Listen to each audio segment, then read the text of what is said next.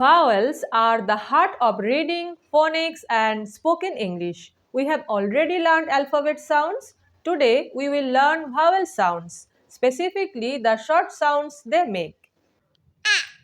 Apple, ant. Cat, bat. Egg, elephant. Pen, bed. Ink, igloo. Pin, sit.